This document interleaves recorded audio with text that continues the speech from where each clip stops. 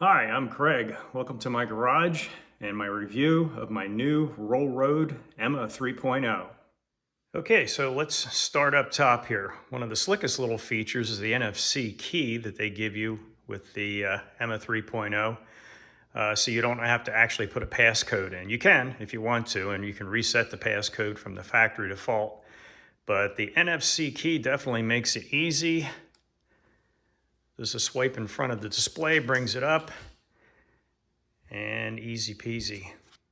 So on the left handlebar, you have your power on, off button, plus minus buttons for different functions inside the menus, and also to change your pedal assist control. Information button, you can change trip, maximum speed, average voltage, time for actually the time that the bike was on, not the actual time of the ride, and odometer reading. I particularly like the headlight feature. I like being visible, being able to have headlights come on during the day, or actually automatic. They come on automatically at night. You can set how sensitive that is too in the menu settings, but I don't ride at night, but I do keep the light on during the day when I'm riding.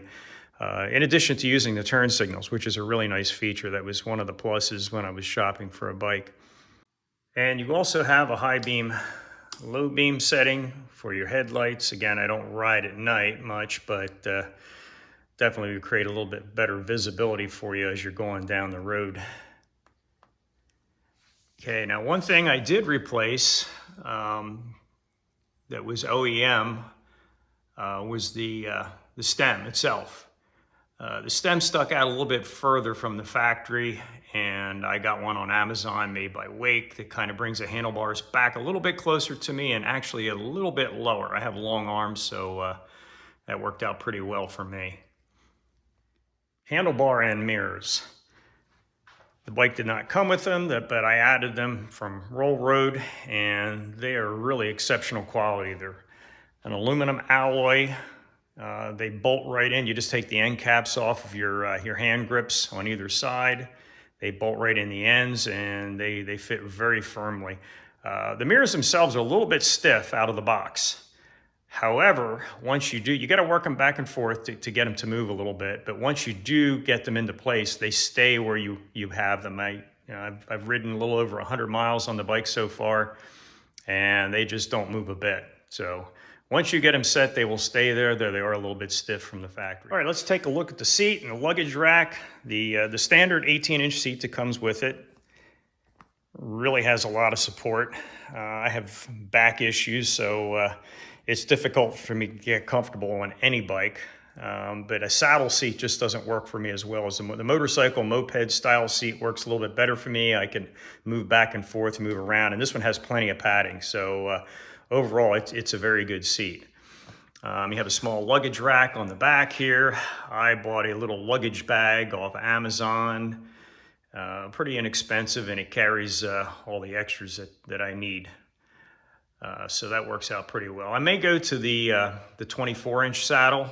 I'm thinking about that would give me a little bit more room to move back further since I have long legs. But for now, this one's working out really well. All right, batteries. Probably one of the main reasons that I bought the Emma 3.0 is that it has two 20 amp hour 52 volt batteries. Controlled through a battery balancer.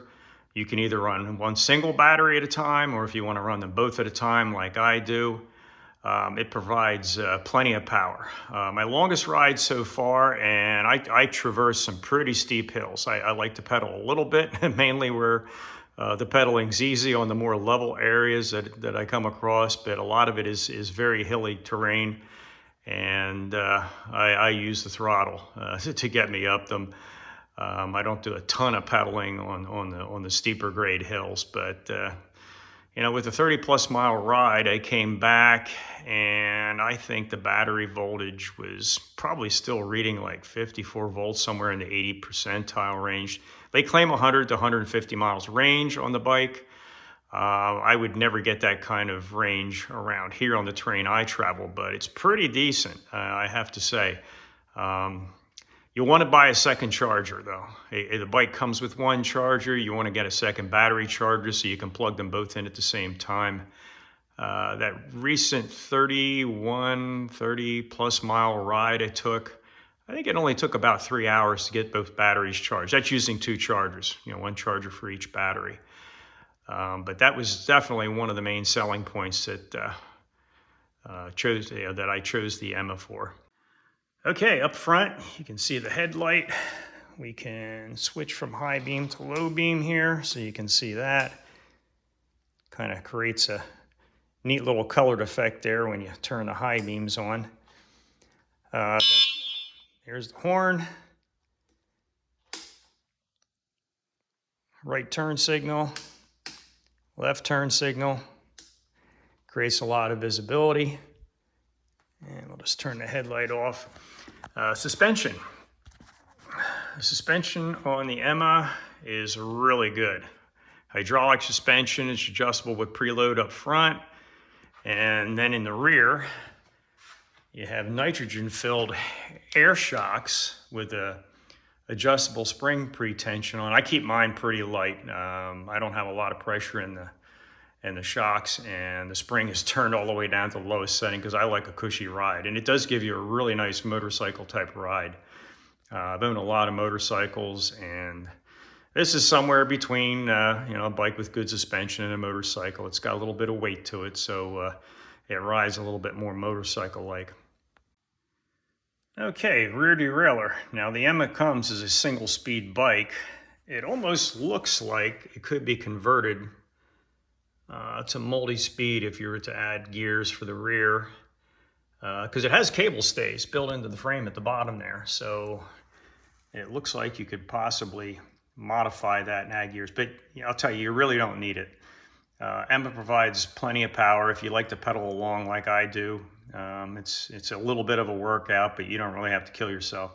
You're not pedaling it anywhere without assist for any kind of distance. But for the type of riding I do, it's more than adequate. I also added the rear passenger pegs, even though I don't have the passenger seat just yet. They're pretty high quality. They have a little D-dent ball bearing type assembly built into them, a spring assembly to help them snap in place, keep them where they want. I like a perfect fit out of the box. I didn't care for how it bolted up, so I made a little shim plate for the back of it, an aluminum shim plate, to help it sit more flatly on the frame. It kind of rests on the welds and the chainstay back here, so I did add a small piece of aluminum behind it to get a nicer fit. And they look like they're pretty sturdy. They look like they'll work really well if I do get that passenger seat. Okay, a rear view tail light comes on with the headlights, built-in turn signals, and brake lights. So keeping yourself very visible during the day or at night. The lighting package on this bike is pretty good. I have an additional bike light on the back that I turn on as a flasher for a little extra safety there going down the road. But it does keep you very visible. And then moving on to the braking, hydraulic brakes, front and rear. Handles are adjustable with a 2mm Allen wrench to get the positioning where you like them. They are 4-piston hydraulic and very smooth, very effective at stopping this heavy bike. I think the Emma with batteries is somewhere in the 130, 36 pound range, if I'm correct on that, plus the rider.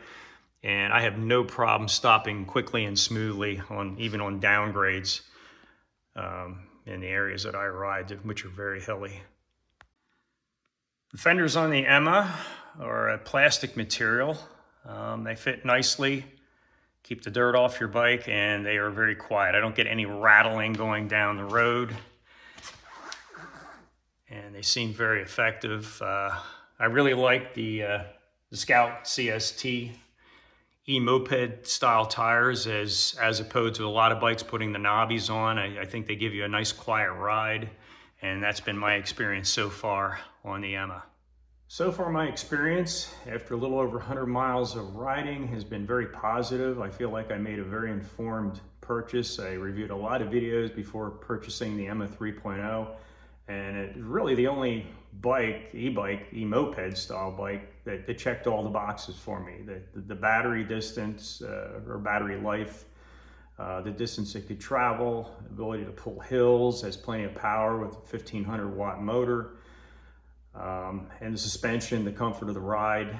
I don't have anything negative to say at this point. It's been a very positive experience, and the customer support network that they have seems to be very effective. I'm not one to use chat for customer support normally, but I have to say they are on the ball. Anytime I have a question, somebody's monitoring the chat stream, and they usually get back to me within a couple minutes. So they're very good at, from the point of me considering the purchase, during the shipping process, and after the purchase, they are very attentive with the customer support, and they want to make sure they have happy customers. So I'd have to give it a 5-star review. So far, the Emma has been great.